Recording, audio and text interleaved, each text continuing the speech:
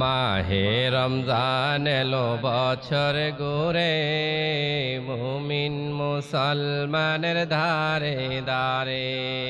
মাহে রমজান এলো বছর ঘুরে, মুমিন মুসলমানের ধারে ধারে। রহমতেরি বাণী নিয়ে, মাগফিরাতের পয়গাম নিয়ে, এলো সবার মাঝে আবার ফিরে। মাহে রমজান এলো বছর ঘুরে, মুমিন মুসলমানের ধারে ধারে। গুনাহ মাফের এই তো সুযোগ, এই সুযোগে নাও গো তুমি, খোদার রঙে জীবন রঙিন করে। মাহে রমজান এলো বছর ঘুরে, মুমিন মুসলমানের ঘরে ঘরে। সকলে পড়ছি আলহামদুলিল্লাহ। রব্বানা লাকাল হামদ হামদান কাসীরান তাইয়িবান মুবারাকান ফীহি। প্রশংসা করলাম কার? লাভ হইছে কার? আমাদের। লাভ হইছে কার? এজন্য সব সময় প্রশংসা করতে হবে কার? আপনারা ভালো আছেন? আমাদেরকে যিনি ভালো রাখেন তিনি কে? গাজাবাসী আজকে ভালো নাই, ঠিক কি না? আল্লাহ তাআলা তাদের উপর রহম করুক। সকলে পড়ছি আমিন। সম্মানিত নয়াকান্দিবাসী, আজকের এই প্রোগ্রামের সম্মানিত সভাপতি, বিশেষ অতিথি, আজকের প্রোগ্রামে আলোচক বিন্দু, আল্লাহ তাআলা সকলকে কবুল করুক। সকলে পড়ছি আমিন। আজকে পবিত্র মাহে রমাদানুল কারিমের 20তম রমাদান, ঠিক কি না? রমাদান আমাদের মাঝে এসেছে, আস্তে আস্তে করে আবার বিদায় নিয়ে যাচ্ছে। সময় খুব স্বল্প এবং কম সময়ের মধ্যে আমরা গুরুত্বপূর্ণ কিছু কথা শুনব। সম্মানিত উপস্থিতি, আমরা কোরআন ও হাদিসে যদি লক্ষ্য করতে চাই, আমরা দেখতে পাই পবিত্র মাহে রমাদানুল কারিম আল্লাহ সুবহানাহু ওয়া তাআলা রমাদানুল কারিম ছাড়াও মুসলমানদেরকে ইসলাম বিজয়ের জন্য কিছু কার্যক্রম দিয়েছে। কথা ঠিক কি না? এর মধ্যে অন্যতম একটি ঐতিহাসিক বিজয় ছিল মক্কা বিজয়। কিসের বিজয়? মক্কা বিজয়। মক্কা বিজয় ছিল মুসলমানদের জন্য একটি বৃহত্তর শক্তিধর বিজয়। মক্কা বিজয়ের পরে ইসলাম আর পেছনের দিকে তাকাইতে হয় নাই, ইসলাম সামনের দিকে অগ্রসর হয়েছে, ঠিক কি না?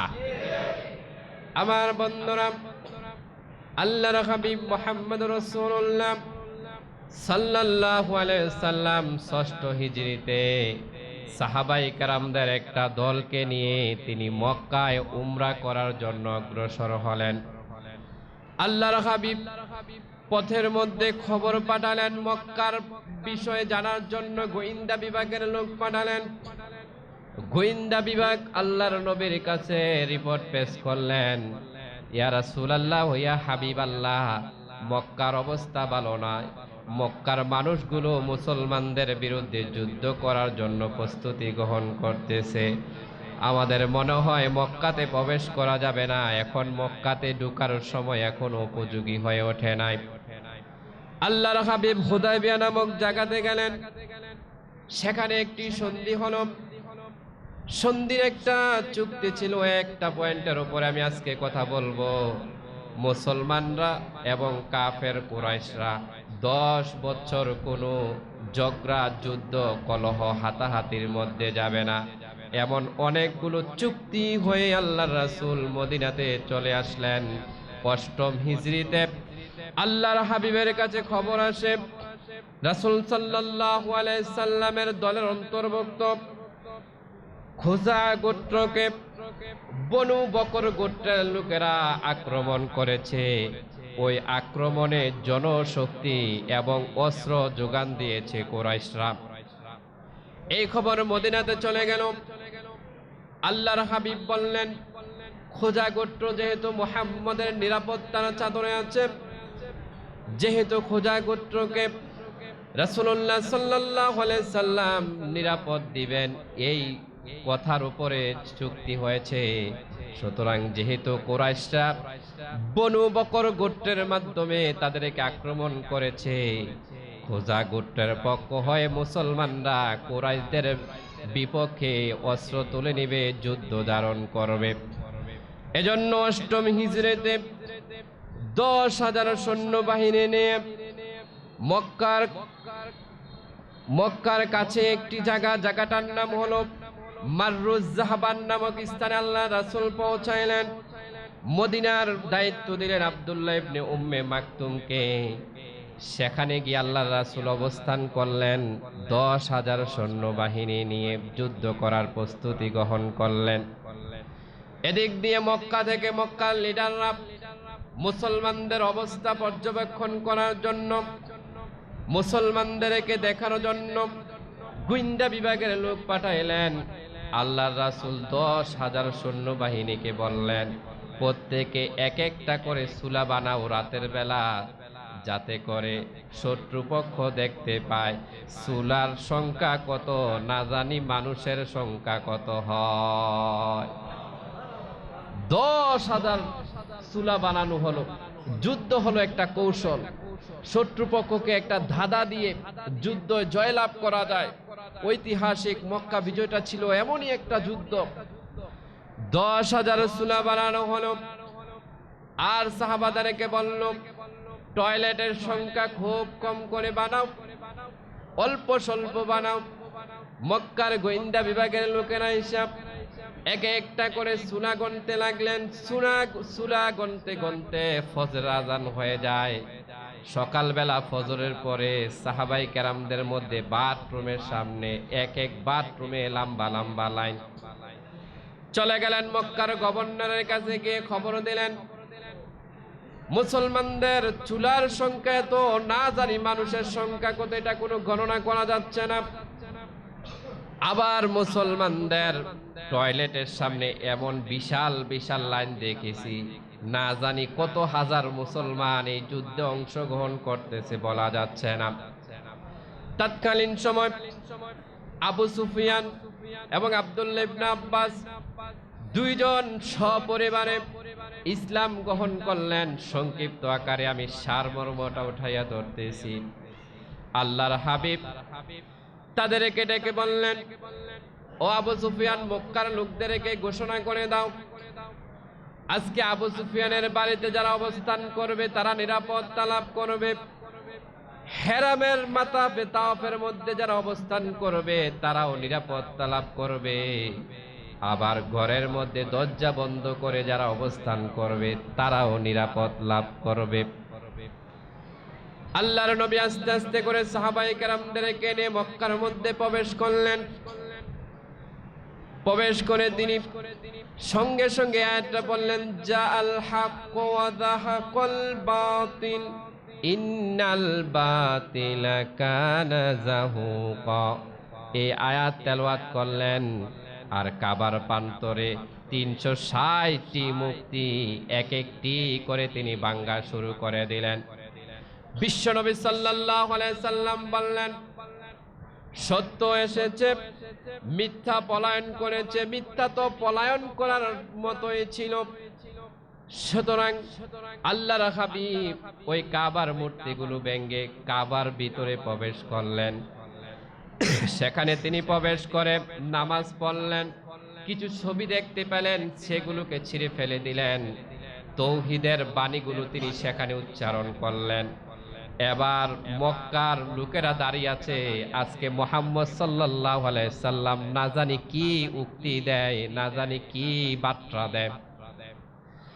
নবী আসলেন, মুনতাজিলের সামনে দাঁড়ায়া বললেন, লা তাসরিম আলাইকুমুল ইয়াউম ইয়াগফিরুল্লাহু লাকুম। আজকে মক্কাবাসীদের জন্য আমার বক্তব্য হলো, মক্কাবাসীদের জন্য আমার বক্তব্য হলো, তোমাদের ব্যাপারে আমার কোনো অভিযোগ নাই। আল্লাহ তাআলা তোমাদেরকে ক্ষমা করুক। সাইয়েদানা ইউসুফ আলাইহিস সালাম তার ভাইদের ব্যাপারে যে বক্তব্য দিয়েছেন, আমি মুহাম্মদ রাসূলুল্লাহ মক্কাবাসীদের জন্য আজকে সেই বক্তব্য দিয়ে দিলাম।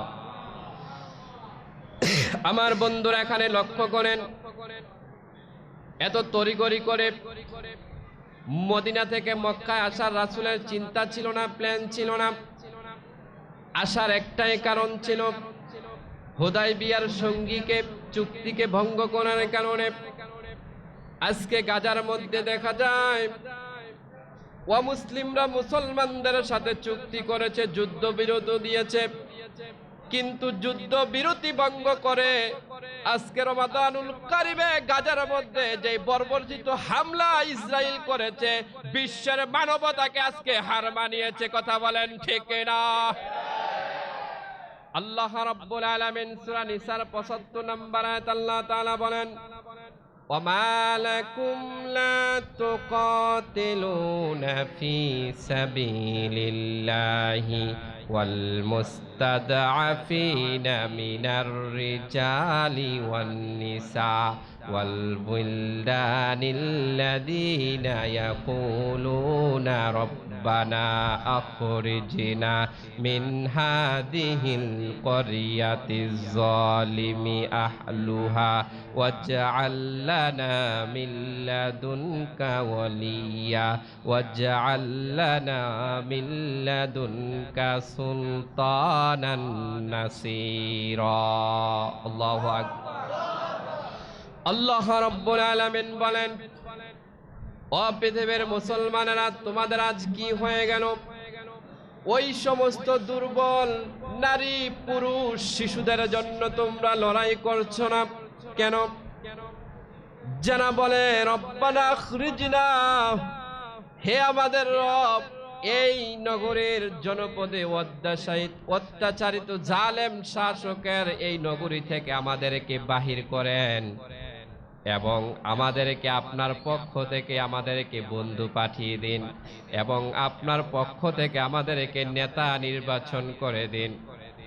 আমার বন্ধুরা, আয়াতের শানে নজুল হলো, মুসলমানরা যখন মক্কা থেকে মদিনায় চলে গেলেন, কিছু বৃদ্ধ কিছু নারী পুরুষ সেখানে ছিল। কাফেররা এমন ভাবে অত্যাচার নির্যাতন করেছিল, তারা আল্লাহর কাছে বারবার সাহায্য চেয়েছে, মাতা নাসরুল্লাহ, কখন আল্লাহর সাহায্য আসবে। আর এইভাবে দোয়া করলো মুসলমানদের কাছে, রব্বানা আখরিজনা, হে আল্লাহ, আমাদেরকে এই জনপদ থেকে কেন বাহির করছেন না? এই জনপদে আমাদেরকে কাউকে বন্ধু বানিয়ে দেন না, আমাদেরকে নেতা নির্বাচন করে দেন না। আল্লাহ কি কসম করে বলে যায়, আজকে গাজার জমিনে যেই নির্মম হত্যা নির্বিচার চালানো হচ্ছে, ওই গাজার শিশুগুলো আল্লাহকে ডাক দিয়ে বলে, আল্লাহ, ওই ইসরায়েলি বাহিনীর হাত থেকে আমাদেরকে রক্ষা করো না কেন রে আল্লাহ? এই বাহিনীর রক্ষার জন্য আমাদেরকে বন্ধু স্বরূপ আমাদের মুসলমান ভাইদেরকে কেন দিচ্ছ না রে আল্লাহ? এই বাহিনী থেকে রক্ষার জন্য আমাদেরকে সাহায্যকারী কেন প্রেরণ করছো না রে আল্লাহ? কথা ঠিক কিনা? আমার ভাইয়ের, আজকে বিশ্বের মুসলমানগুলো কেন চুপ হয়ে গেল? আরব বিশ্বের মাঝখানে ছোট্ট একটা রাষ্ট্র ইসরায়েল ৬-৪টা আরব দেশ ঘিরে রেখেছে। যদি মুসলমানগুলো থুতু পেলে ওই ইসরায়েল থুতুর ফেনার মধ্যে বেঁচে যাবে। কথা বলেন ঠিক না? আজকে মুসলমানদের কেমন ভাবে নির্যাতন করতেছে, ওই গাজার মুসলমানদের কান্নার পানি আজকে পৃথিবীর আকাশ বাতাস বাড়ি হয়ে আছে, আকাশগুলো পর্যন্ত কালো হয়ে আছে। গাজার মুসলমান ইফতারি করতে পারে না, সময় মতো আজান দিতে পারে না, চোখের পানির কান্নার জন্য। আজকে বিশ্বের মুসলমান রোজার মধ্যে তসবিহ জপলে হবে না, ওই গাজার মুসলমানদেরকে উদ্ধার করার জন্য জিহাদের জন্য নেমে যেতে হবে। কথা বলেন ঠিক না? আমার বন্ধুরা, ইসলাম এমন একটা জীবন ব্যবস্থা, এমন একটা ধর্ম, যে ইসলাম সব দিকে শান্তির নিরাপত্তা দেয়। মুসলমান কখনো ওয়াদা খেলাপ করে না, এটা ইসলাম ধর্মে নাই। কিন্তু মুসলিমরা ওয়াদা খেলাপ করে মুসলমানদের উপর যে নির্যাতন চালিয়েছে, আল্লাহ রাব্বুল আলামিন এক চুক্তির বিনিময়ে মক্কাকে স্বাধীন করে দিয়েছে। আজকে আমরা বলতে চাই, গাজার এক চুক্তির বিনিময় আল্লাহ তাআলা গাজাকে পৃথিবীর ঐতিহাসিক নগরী হিসেবে স্বীকৃত দিবে। কথা বলেন ঠিক না? আমার ভাইয়েরা, আজকে গাজার মুসলমানগুলো তান পায়, রুটি পায়, এটার সাথে তরকারি নাই, কোনো রকমের হালুয়া নাই, ঘাস ভরে ভরে রুটি চাবাইয়া চাবাইয়া মুসলমানগুলো খায়। শিশুগুলোর লাশ বিভিন্ন জায়গায় স্তূপ স্তূপ হয়ে পড়ে আছে। মসজিদের মুয়াজ্জিন সাহেব আযান দিতে পারে না, কান্নার রুল ভেসে ওঠে। আমরা তরবারি বিক্রি করে তসবির মধ্যে ইসলাম নিয়েছি, আবাবিলের অপেক্ষা করি। আবাবিল এমনি এমনি আসবে না, যতক্ষণ পর্যন্ত না মুসলমানদের রক্ত মুসলমানদের জন্য দেয়া হবে না। কথা বলেন ঠিক কিনা?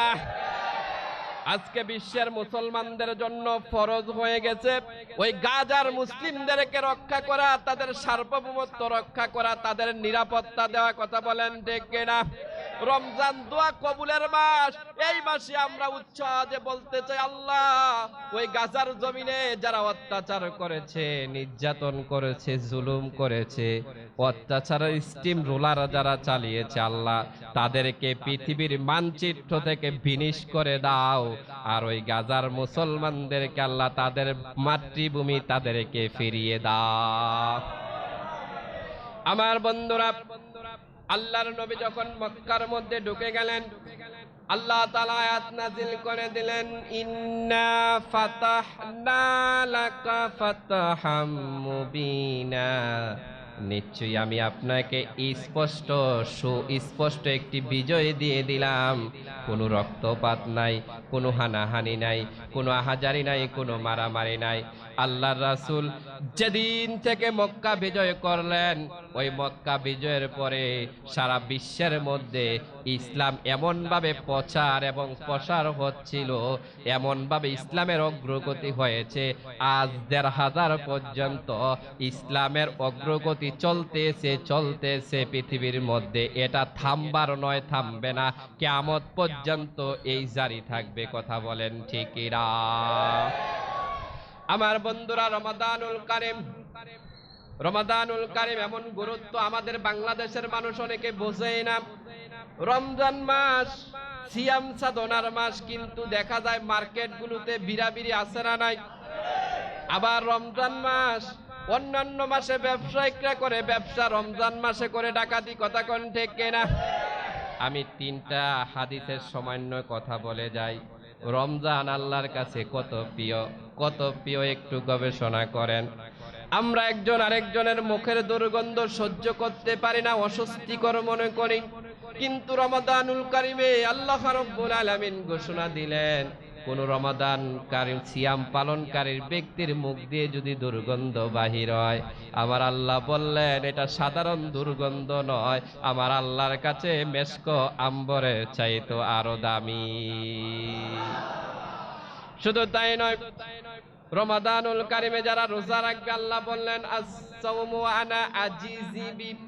অন্যান্য ইবাদতের ব্যাপারে আল্লাহ ঘোষণা দেন নাই, কিন্তু রমাদানুল কারীমের ব্যাপারে আল্লাহ বললেন সিয়াম আমার জন্য, আর এই সিয়ামের প্রতিদান আমি আল্লাহ নিজ হাতে দেব। শুধু তাই নয়, অন্যান্য ইবাদতের ব্যাপারে সওয়াব নির্ধারণ করা আছে, কিন্তু রমাদানুল কারীমের সওয়াব আল্লাহ তাআলা কি দিবে এটা শুধু আল্লাহ তাআলা নিজেই জানেন। কত পরিমাণে হবে বেহিসাবি সওয়াব আল্লাহ তাআলা দিবেন। 3 নম্বরে, রোজা যারা রাখবে, রমজানের মধ্যে রোজা যারা রাখবে, কিয়ামতের ময়দানে আল্লাহ রাব্বুল আলামিন যখন মিজান কায়েম করে দেবেন, জান্নাতি মানুষেরা যখন জান্নাতে যাওয়ার জন্য অগ্রসর হবেন, জান্নাতে একটা গেট হবে, গেটটার নাম হবে রায়্যান। একটু বলেন নাম কি? ওই রায়্যান গেট দিয়া রমাদানুল কারীমের রোজাদারকে ডাকবে, ও রোজাদারেরা, দিনের বেলা তোমরা না খেয়েছিলা, কত ক্ষুধার্ত ছিলা, কত তৃষ্ণার্ত ছিলা, তাত্তাকুন আল্লাহকে ভয় করেছো, না দেখে আমার রবকে ভয় করেছো, কত সুস্বাদু খাবার তোমার সামনে রাখা, যতক্ষণ পর্যন্ত না মাইকে এলান হলো ইফতার করার সময়, যে ততক্ষণ পর্যন্ত তুমি সুস্বাদু খাবার দল্লা না। আল্লাহ রাব্বুল আলামিনের হুকুমে ওই গেট থেকে রোজাদারকে ডেকে ডেকে জান্নাতের মধ্যে প্রবেশ করাবে। ওই গেটটা ততক্ষণ পর্যন্ত খোলা থাকবে যতক্ষণ পর্যন্ত না একজন সিয়াম পালনকারী ওই গেটের মধ্যে, ওই গেট দিয়ে জান্নাতে না ঢুকবে, ততক্ষণ পর্যন্ত আল্লাহ রাব্বুল আলামিন ওই গেটটা রোজাদারদের জন্য খোলা রাখবে। সুবহানাল্লাহ। আমার ভাইয়েরা, রমজানের রোজা কত গুরুত্ব! এক নম্বরে হলো একটা অস্বস্তিকর বিষয়কে আল্লাহ কেন বাসলেন। দুই নম্বরে হলো আল্লাহ রাব্বুল আলামিন রমাদানুল কারিমের কারণে নিজে সওয়াব দেবেন। তিন নম্বরে আল্লাহ রাব্বুল আলামিন শুধু তাই নয়, জান্নাতে স্পেশাল ভাবে একটা গেট দিয়ে রোজাদারকে আল্লাহ তাআলা ঢুকাইয়া দিবেন। এরপর আল্লাহ রাব্বুল আলামিন বলেন, ইয়া আইয়ুহাল্লাযীনা আমানু কুতিবা আলাইকুমুস সিয়ামু কামা কুতিবা আলাল্লাযীনা মিন ক্বাবলিকুম লাআল্লাকুম তাত্তাকুন। হে ঈমানদাররা, তোমাদের জন্য রোজা ফরজ করা হয়েছে তোমাদের পূর্ববর্তীদের উপর যেমনি ফরজ ছিল। এই পূর্ববর্তীদের কথা কেন বললেন? কারণ আল্লাহ রাব্বুল আলামিন যে রোজার বিধান দিয়েছেন, এই রোজা শুধু আমাদের উপর ফরজ বিষয়টা এমন নয়। সাইয়েদানা আদম আলাইহিস সালামের উপর ফরজ ছিল। আদম আলাইহিস সালামের শরীয়ত ছিল মাসে 3 দিন রোজা রাখা, এটা ছিল আদম নবীর শরীয়ত। নূহ আলাইহিস সালামের রোজা ছিল মাসে 6 দিন রোজা রাখা, এটা ছিল নূহ আলাইহিস সালামের শরীয়ত। দাউদ আলাইহিস সালামের শরীয়ত ছিল, তিনি যতদিন এই পৃথিবীর মধ্যে বেঁচে ছিলেন সাইয়েদানা দাউদ আলাইহিস সালাম ততদিন রোজা রেখেছেন। ইব্রাহিম আলাইহিস সালামের শরীয়ত ছিল প্রতি চন্দ্র মাসের 3 দিন তিনি রোজা রাখতেন। ঈসা আলাইহিস সালামের শরীয়ত হলো একদিন পর পর তিনি রোজা রাখতেন। সুবহানাল্লাহ। তাহলে এই রোজার গুরুত্ব আছে না নাই? কিন্তু আমরা দেখা যাচ্ছে এই রমাদানুল কারিমে আমরা রোজার গুরুত্ব কি এটাই বুঝি না। আমরা দেখা যাচ্ছে রমজানুল কারিম আসলে আমরা এটাকে একটা আনুষ্ঠানিকতা লাগাইয়া দিই, অথচ রমজান আসলে আমাদের কার্যক্রম হলো আমরা কিভাবে রমাদানুল কারিমে বেশি বেশি করে কোরআন পড়ব। রমাদানুল কারিমে 2টা এক্সট্রা কর্মসূচি আছে, একটা হচ্ছে এতেকাফ আর একটা হচ্ছে যাকাত। আজকে থেকে শুরু হয়ে যাবে এতেকাফ। আল্লাহর হাবিব বলেন, কেউ যদি এতেকাফের জন্য বসে যায়, আল্লাহ রাব্বুল আলামিন তাকে 2টা হজের সওয়াব এবং 2টা উমরা হজের সওয়াব তার আমলনামায় দান করে দেয়। এজন্য এতেকাফের যারা সময় আছে, এতেকাফের জন্য উপযোগী সময়, আপনারা এই রমজানের শেষ দশকে এতেকাফে বসে যাবেন। আল্লাহর হাবিব প্রতি রমজানের শেষ দশকে এতেকাফে বসতেন। একটি রমজানে যুদ্ধের কারণে তিনি এতেকাফে বসতে পারেন নাই, পরবর্তী রমজানে তিনি 20 দিন এতেকাফে ছিলেন। এতেকাফ একটা গুরুত্বপূর্ণ বিষয়। এরপরে রমাদানুল কারিম আরেকটা বিষয় হচ্ছে যাকাত প্রদান করা। আমাদের দেশে যে শাড়ি লুঙ্গি টুপি দিয়ে যাকাত দেয়, এটা যাকাত হয় না। এটা কি হয় না? যাকাত হয় না। যাকাত হচ্ছে গরিবের হক, তাকে আপনি টাকা দিয়ে যাকাত দিতে হবে। আমি আপনাদেরকে একটা উদাহরণ দেই। আপনি এক ব্যক্তির কাছে 200 টাকা পানা, বাজারে দেখা হইলো আপনাকে 200 টাকার আপেল কিনে ধরাই দিল, আপনি কি মানবেন? 200 টাকা কি সমান হবে? কারণ আপনি 200 টাকা দিয়ে আপনি যে কোনো কাজ করতে পারেন। ঠিক সেম যাকাত যাকে দিবেন তার লুঙ্গির প্রয়োজন না, শাড়ির প্রয়োজন না, খাবারের প্রয়োজন, এটা তো আপনি জানেন না। যেহেতু গরিবের হক, এইটা ক্যাশ টাকা দিয়ে আপনি আদায় করতে হবে, ঠিক কিনা? আর ফিতরা হলো আপনি শস্য খাবার দিয়ে আপনি ফিতরা দিবেন, আমরা এটাও টাকা দিয়ে দিই, ঠিক কিনা? ফিতরাটা যদি খাবার দিয়ে দেওয়া যায়, যেমন আমাদের দেশে পোলাও চাল আছে না নাই? আপনি চাইলে কিন্তু গরিবরা কিন্তু সাধারণত সবসময় পোলাও চাল খায় না। আপনি চাইলে কিন্তু ফিতরার হিসাব অনুযায়ী আপনি পোলাও চাল দিয়ে আপনি ফিতরা দিতে পারেন। এরপরে আপনি খেজুর দিয়ে ফিতরা আদায় করতে পারেন, আপনি জব দিয়ে ফিতরা আদায় করতে পারেন, গম দিয়ে আপনি ফিতরা আদায় করতে পারেন। এটি হচ্ছে খাবার। আমাদের দেশে অনেক কিছুই আমরা সংস্কৃতির সাথে মিলেমিশে আমরা এটাকে অনেক বুঝি না। যেটা টাকার দরকার ওইটারে দিয়ে খাবার, আর যেটা খাবার দরকার ওইটারে দিয়ে টাকা। কথা ঠিক কিনা? সম্মানিত উপস্থিতি, আল্লাহ তাআলা যেন আমাদের সকলকে এই পবিত্র মাহে রমাদানের এই যেই বাকি দিনগুলো আছে এই দিনগুলোতে বেশি বেশি জিহ্বার মধ্যে সব সময় আস্তাগফিরুল্লাহ কি রাখবেন? আস্তাগফিরুল্লাহ সবাই বলেন কি রাখবেন জিহ্বার মধ্যে? আস্তাগফিরুল্লাহ। সহিহ বুখারীর বর্ণনায় আসছে ইস্তেগফারের মধ্যে সর্বশ্রেষ্ঠ ইস্তেগফার হলো সাইয়্যিদুল ইস্তেগফার যে ব্যক্তি সকালে পড়বে আল্লাহ সুবহানাহু ওয়া তাআলা তাকে সারাদিন নিরাপত্তা দিবে এবং তার পিছনের গুনাহ খাতাগুলো মাফ করে দিবে।